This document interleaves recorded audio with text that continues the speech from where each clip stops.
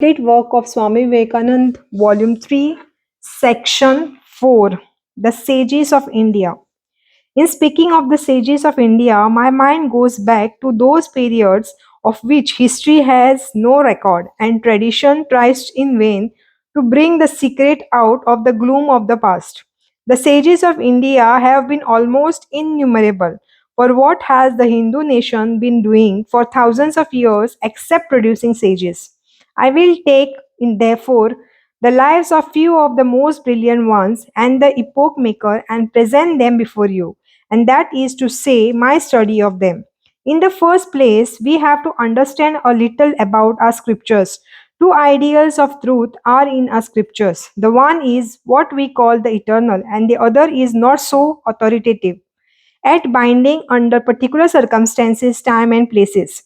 The eternal relation which deals with the soul and God, the eternal relation which deals with the nature of the soul and of the God, and the relation between soul and God are embodied in what we call the Shrutis, the Vedas.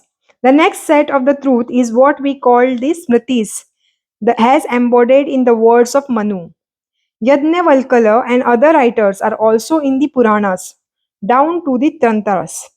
The second class of books and teachings is subordinated to the Shrutis in as much as whenever any one of these contradict anything in the Shrutis must be prevail. This is the law. The idea is that the framework of the destiny and the goal of man has been all delineated in the Vedas. The details have been left to be worked out in the Smritis and Puranas. As for general direction, Shrutis are enough for spiritual life. Nothing more can be said, nothing more can be known. All that is necessary has been known. All the advice that is necessary to lead the soul to perfection has been completed in the Shrutis. The details alone were left out, and these Smritis have supplied from time to time. Another peculiarity is that these Shrutis have many sages as a recorders of the truth of in them, mostly men, even some women. Very little is known of their personalities, the date of their birth, and so forth. But their best thoughts and their best discoveries, I should say, are preserved there, embodied in the sacred literature of our country, the Vedas. In the Smritis, on the other hand, personalities are more in evidence. Startling, gigantic impressions, world moving persons standing before us, as it were, for the first time, sometimes of more magnitude even than their teachers. This is a peculiarity which we have to understand, that our religious preachers or our religion preach an impersonal God, impersonal personal God. It preach any amount of impersonal law plus any amount of personality, but very fountainhead of our religion is in the Shrutis, the Vedas, which are perfectly personal, impersonal. The persons all come in the Smritis and Puranas, the great avtaras, the incarnation of God, prophets, and so forth. And this oath also to be observed that except our religion, every other religion in the world depends upon the life, and life depends upon the life or lives of some personal founder or founders. Christianity is built upon the life of the Jesus Christ. Mohammedanism upon the Muhammad, Buddhism upon the Buddha, Jainism in genus, and so on. It naturally follows that there must be in all this religion a good deal of fight about what they call the historical evidence of these great personalities. If at any time this historical evidence about the existence of these personages is ancient times becomes weak, the whole building of the religion tumbles down and is broken into pieces. We accept, we escaped this fate because our religion is not based upon persons but on principles. That you obey your religion is not because it came through the authority of sages. No, not even of any incarnation. Krishna is not the authority of the Vedas, but Vedas are the authority of Krishna himself. His glory is that he is the greatest preacher of the Vedas that ever existed.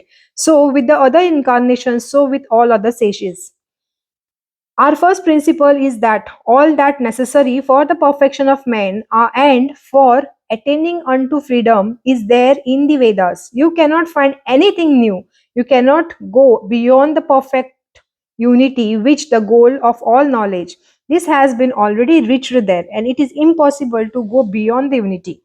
Religious knowledge became complete when Tata Tvam Asi. Religious knowledge became complete when Tata Tvam Asi, thou art that, was discovered, and that was in the Vedas.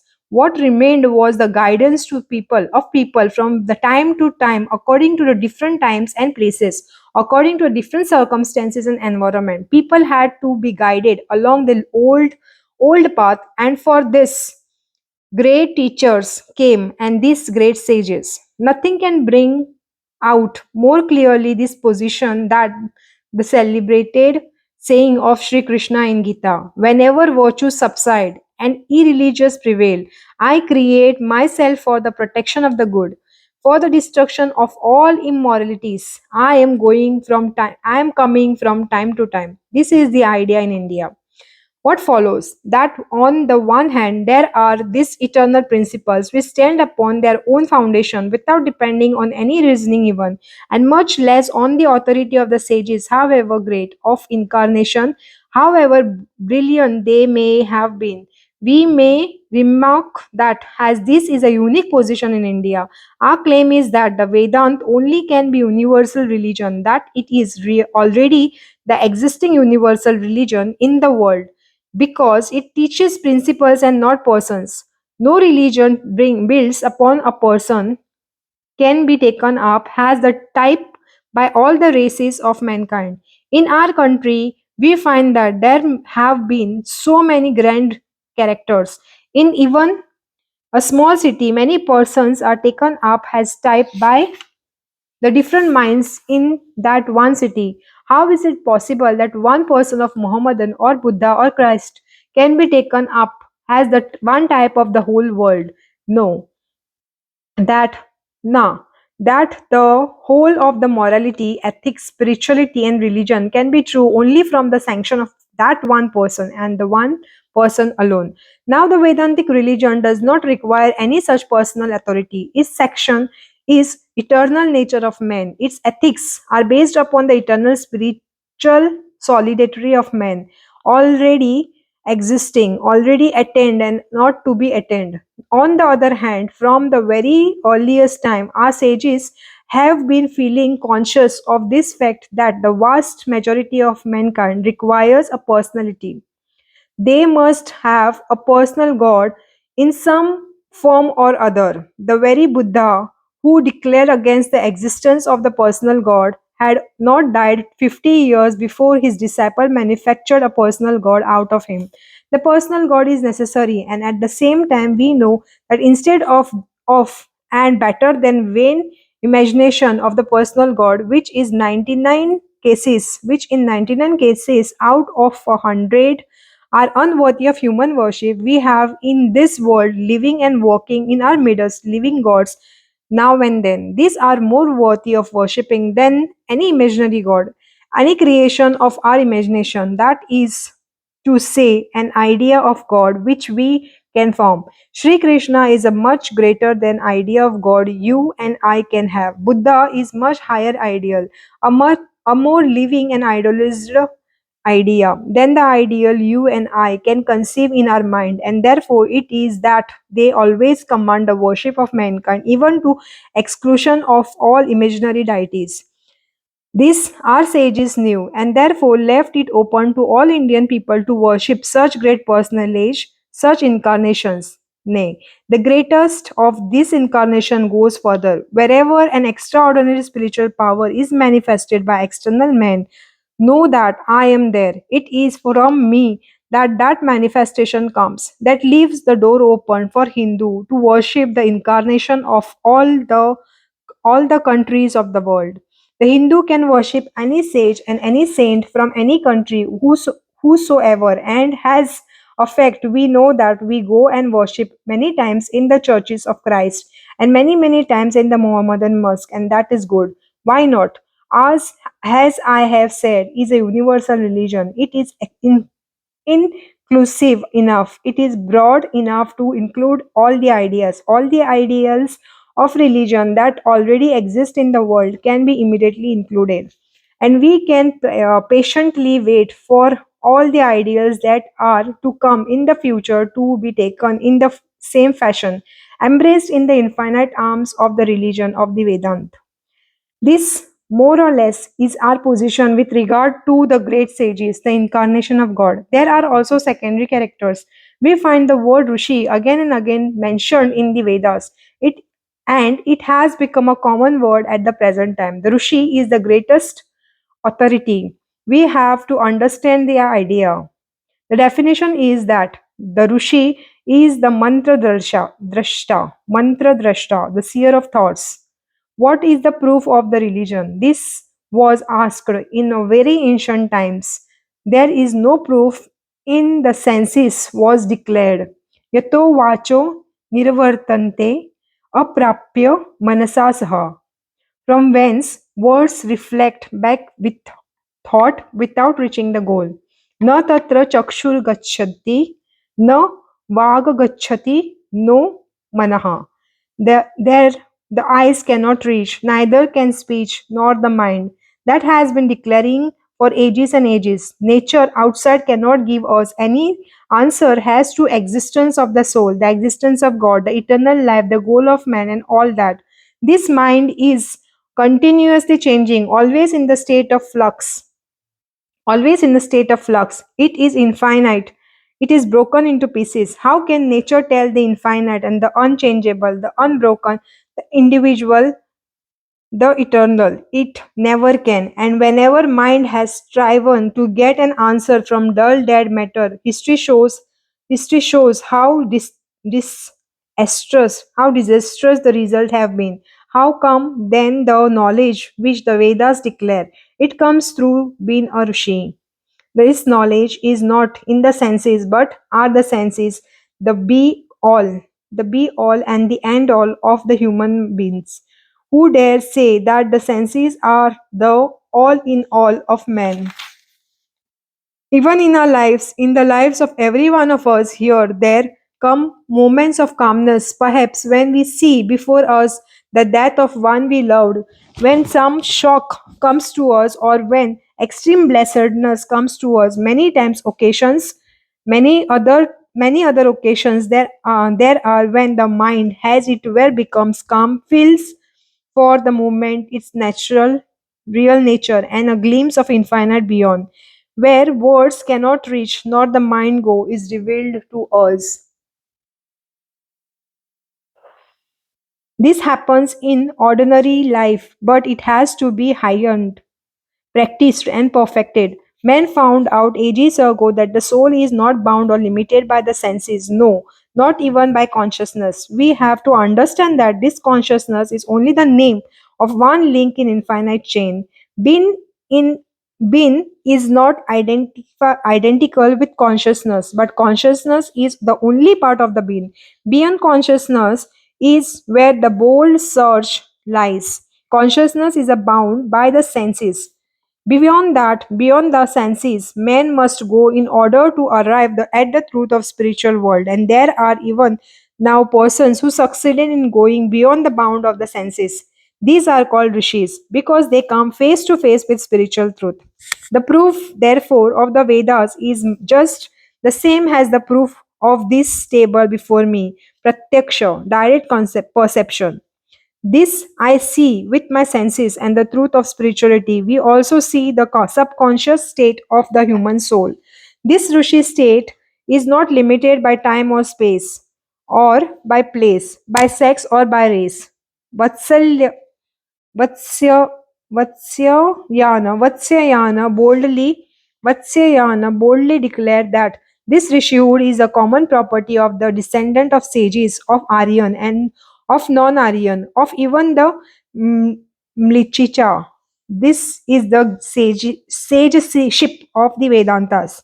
And constantly we ought to remember this idea of religion in India, which I wish other nations of the world would also remember and learn, and so that there may be less fight and less quarrel. Religion is not in book, nor in the theories, nor in a dogma, nor in taking, or nor in talking, nor in even in reasoning. It is being and becoming. Any or my friend, any my friends, until each one of you has become Rishi and come face to face with spiritual acts or spiritual facts, religious life has not begun for you until until the superconscious opens for you. Religion is mere talk, it is nothing but preparation. You are talking second hand, third hand, and here applies that beautiful saying of Buddha when he had a discussion with some Brahmins. They call they came discussing about the nature of Brahman, and the great sages asked, "Have you seen Brahman?" "No," said the Brahmin. "Or your father?" "No, neither has he." "Or your grandfather?" "I don't think even he saw him." My friend, how can you discuss about a person whom your father, grandfather never saw and try to put each other down? That is what the whole world is doing. Let us say in the language of Vedant, this Atman is not to be reached by too much talk. No, not even by the highest intellect. No, not even by the study of the Vedas themselves. Let us speak to all the nation of the world in the language of Vedas. Vain are your fights and your quarrels. Have you seen God whom you want to preach? If you have not seen, vain is your preaching. You do not know what you say, and if you have seen God, you will not quarrel, your face will shine. An ancient sage of the Upanishad sent his son out to learn about Brahman. The child came back, and the father asked, "What have you learned?" The child replied he had learned so many sciences, but the father said, "That is nothing, go back." And the son went back, and when he returned again to the father, asked the same question, and the same answer came from the child. Once more he had to go back, and the next time he came, his whole face was shining, and his father stood up and declared, "Ah, today, my child, your face shines like the knower of Brahman. When you have known God, your very face will be changed. Your voice will be changed. Your whole appearance will be changed. You will be the blessing to mankind. None will be able to resist the Rishi. This is the Rishihood, the ideal of our religion. The rest, all these talks and reasonings and philosophies and dualism and monism and even the Vedas themselves are but preparations, secondary things. The other is primary, and the Vedas, grammar, astronomy, etc. All these are secondary.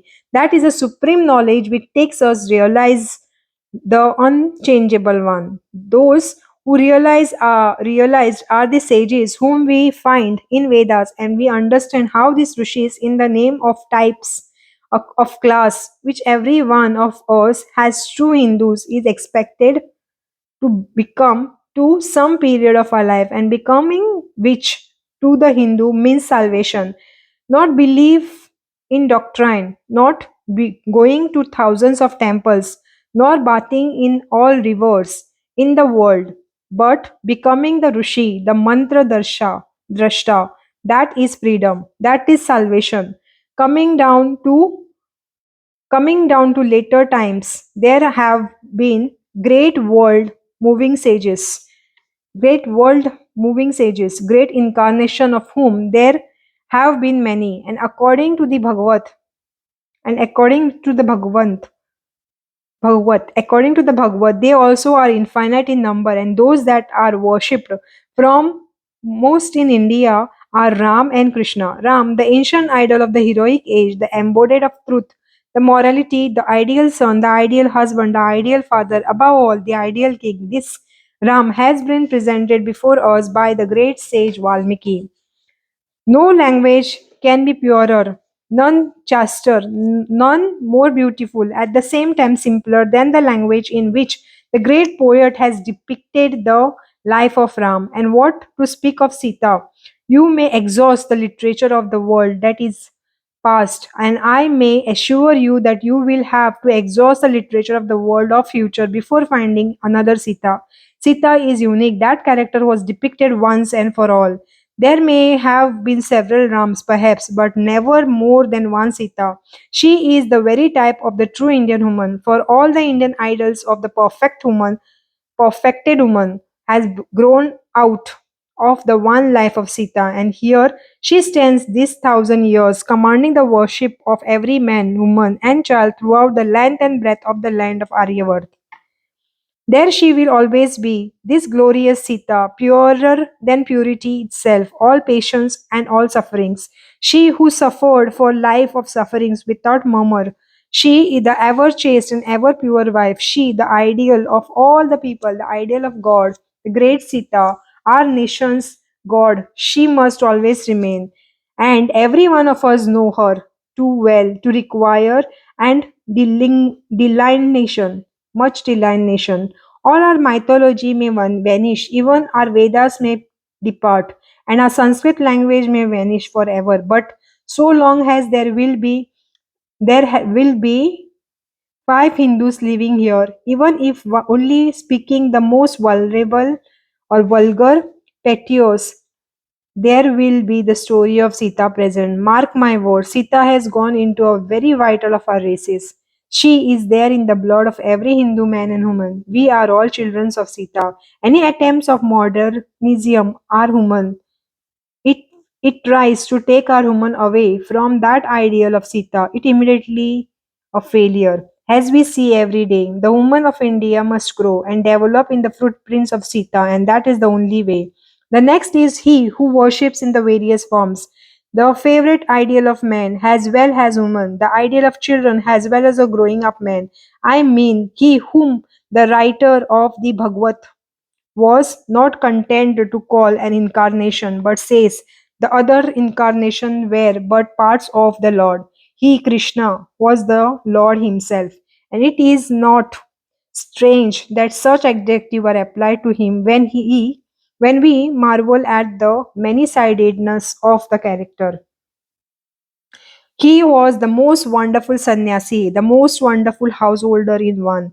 He had the most wonderful amount of rajas, power, and was same time living in the midst of the most wonderful renunciation. Krishna can never be understood until you study the Gita, and for he was embodied of his own teachings. Every one of these incarnation came as a living illustration of what they call to preach, or they came to preach. Krishna, the preacher of Gita, was all his life the embodied of that song celestial.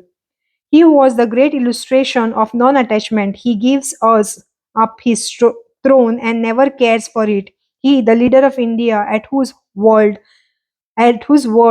king come down from the thrones, never want to be a king. He, the simple Krishna, ever the same Krishna, who played with the gopis. That most marvelous passage of his life, the most difficult to understand, and which none ought to attempt to understand until he has become caste, perfect chaste and pure. The most marvelous expansion of love, allegorized and expressed in that beautiful play of Vrindavan, which none can understand but he who has become mad with love, drunk deep of the cup of love, who can understand the throes of the love of gopis, the very ideal of love, love that wants nothing, love that even does not care for heaven, love that does not care for anything in the world or the world to come.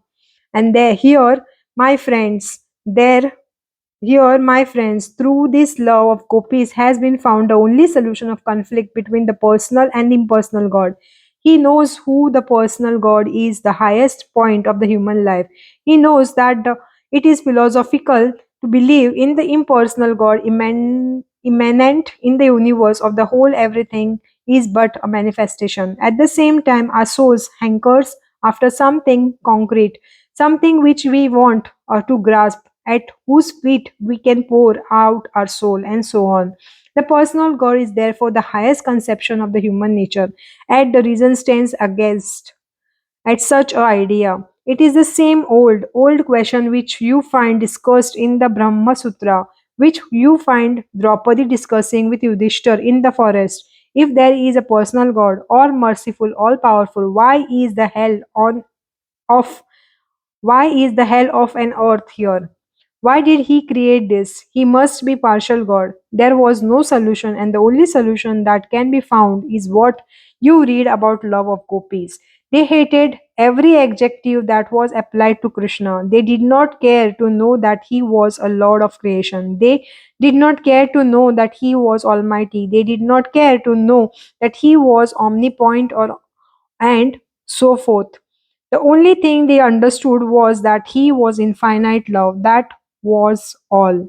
Though gopis understood Krishna only as the Krishna of Vrindavan, he the leader of the host, the king of the kings of them, to them was a shepherd, and the shepherd forever.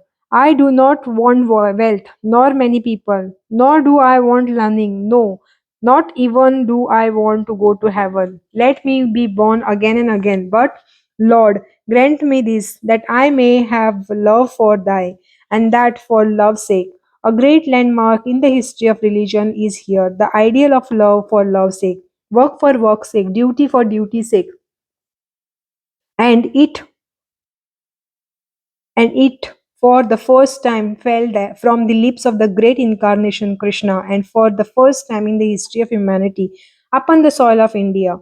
The religions of the fear and of temptations were gone forever, and in spite of the fear of hell and temptation of enjoyment in heaven, came the greatest of ideal love for love's sake, duty for duty's sake, work for work's sake. And what a love! I have told you just now that it is very difficult to understand the love of gopis.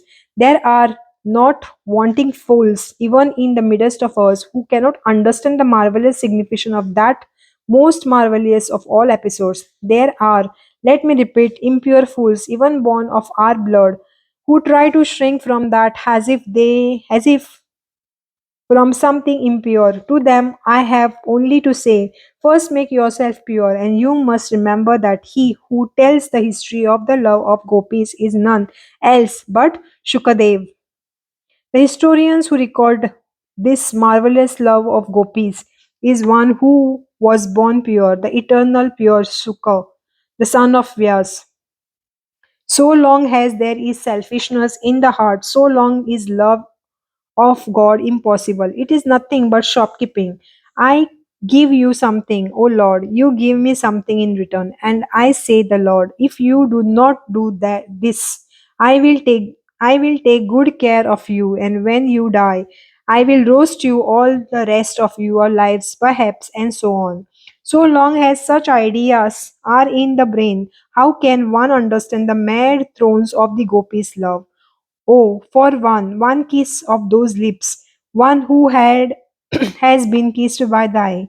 This thirst for thy increases forever. All sorrows vanish, and he forgot love for everything else but for thy and thy alone. Yeah, forget this, forget first the love for gold and the name and the fame and for this little trumpy world of ours. Then only then you will understand the love of gopis. To hold, to be attempt without giving up everything, too sacred to be understood until the soul has become perfectly pure. People with ideas of sex, of and of money and of fame bubbling up every minute in the heart, daring to criticize and understand the love of the gopis. That is the very essence of Krishna's incarnation. Even that is the very essence of Krishna's incarnation.